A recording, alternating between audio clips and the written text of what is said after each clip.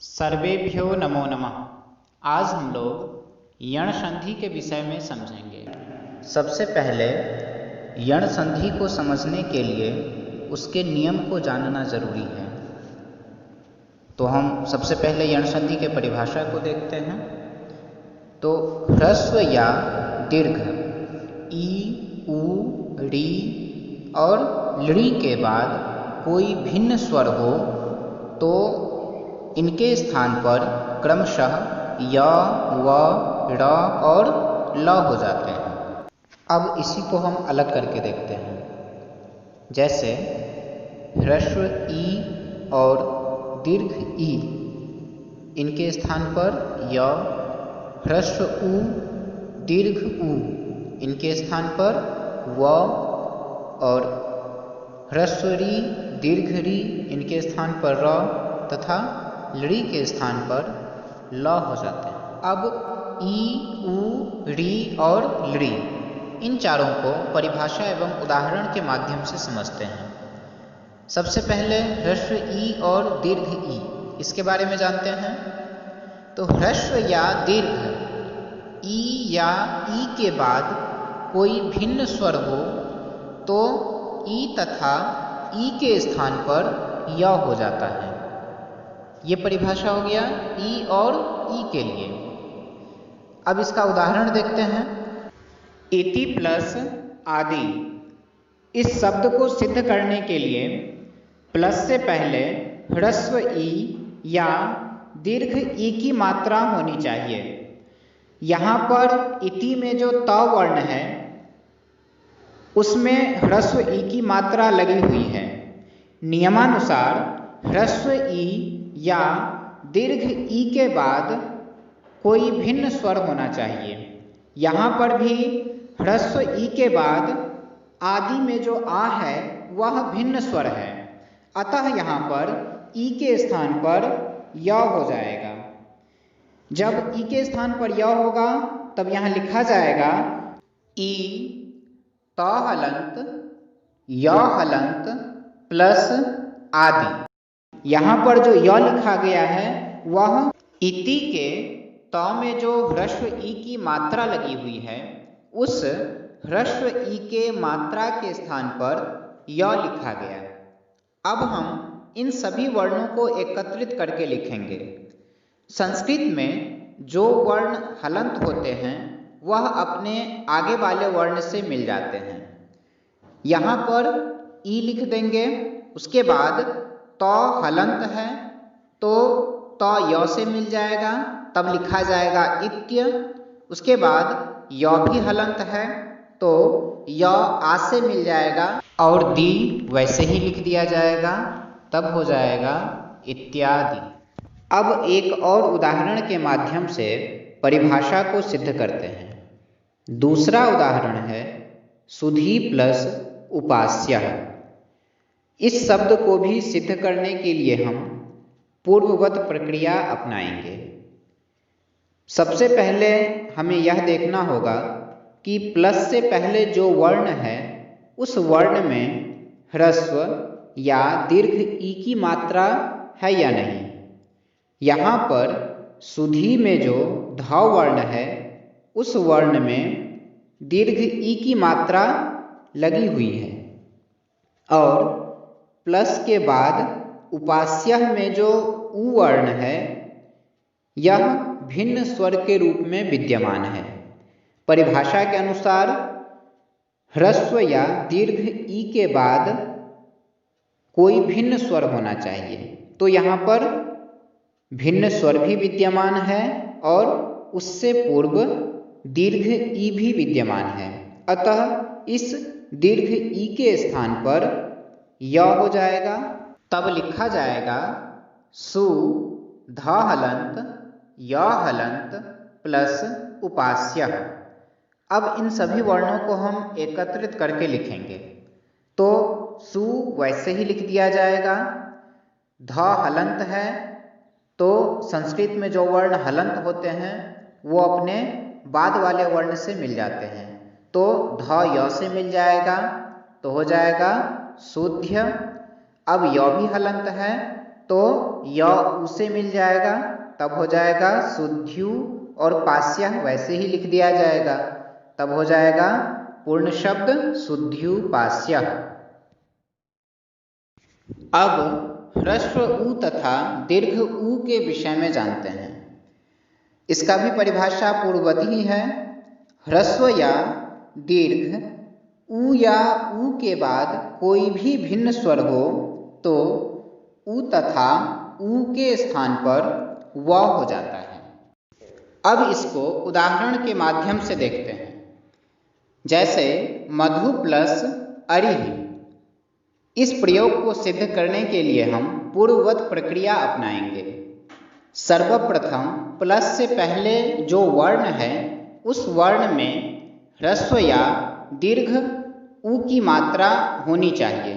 यहाँ पर मधु में जो ध वर्ण है उसमें ह्रस्व उ की मात्रा लगी हुई है, और प्लस के बाद अरिह में जो अ वर्ण है वह भिन्न स्वर के रूप में विद्यमान है। अतः नियमानुसार ह्रस्व या दीर्घ उ के बाद कोई भी भिन्न स्वर हो तो उ के स्थान पर व हो जाता है। तो यहाँ पर मधु में जो ध वर्ण है उसमें जो उ की मात्रा है उस उ के स्थान पर व हो जाएगा। तब हम इसको लिख देंगे म ध हलंत, उ के स्थान पर व हो जाएगा तो लिख देंगे व हलंत प्लस अरिह। अब हम इन सभी वर्णों को संयोजित करके एकत्रित करके लिखेंगे।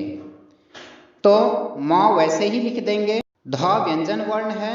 जो वर्ण हलंत होते हैं संस्कृत में, उन वर्णों को आगे वाले वर्णों के साथ लिख दिया जाता है।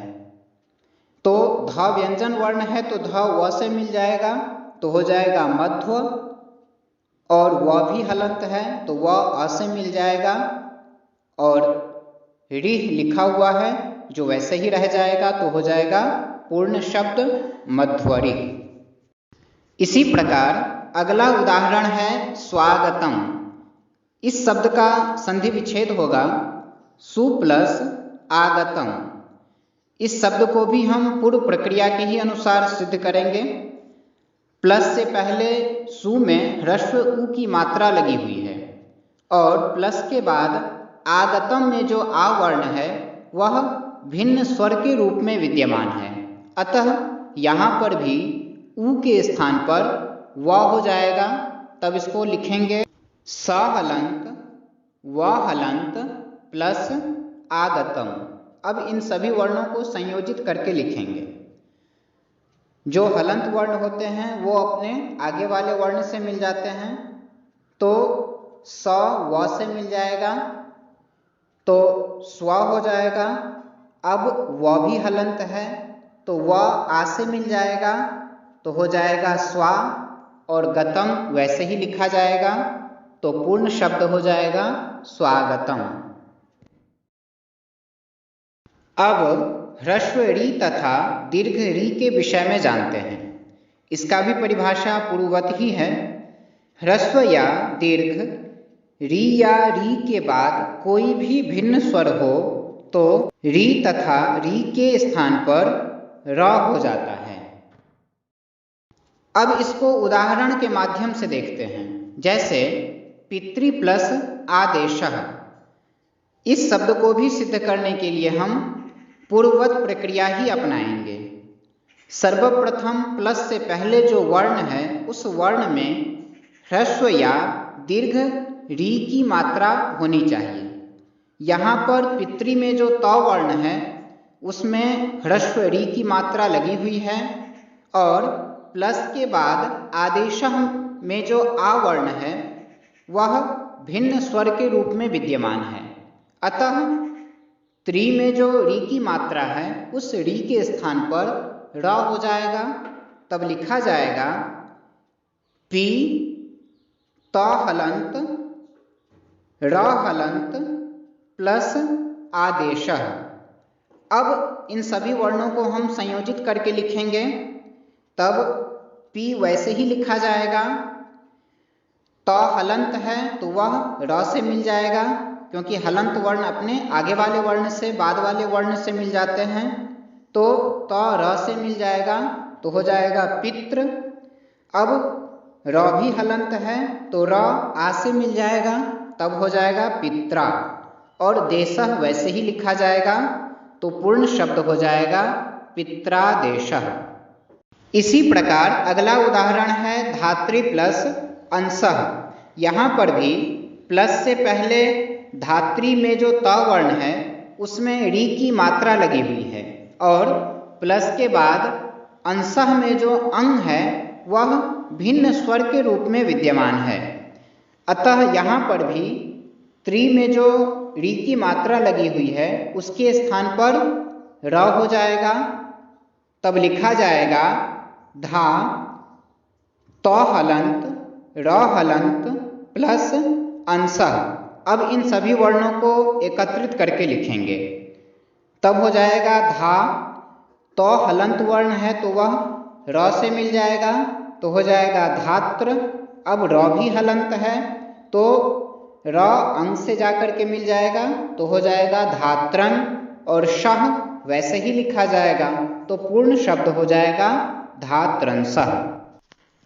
अब लृ के बारे में जानते हैं। तो इसका परिभाषा है लृ के बाद कोई भिन्न स्वर हो तो लृ के स्थान पर ल हो जाता है। अब इसको उदाहरण के माध्यम से देखते हैं। लृ प्लस आकृति। परिभाषा के अनुसार लृ के बाद यदि कोई भिन्न स्वर हो तो उसके स्थान पर ल हो जाता है। यहाँ पर लृ के बाद आकृति में जो आ स्वर वर्ण है वह भिन्न स्वर है, अतः यहाँ पर लृ के स्थान पर ल हो जाएगा तो लिखा जाएगा ल हलंत प्लस आकृति।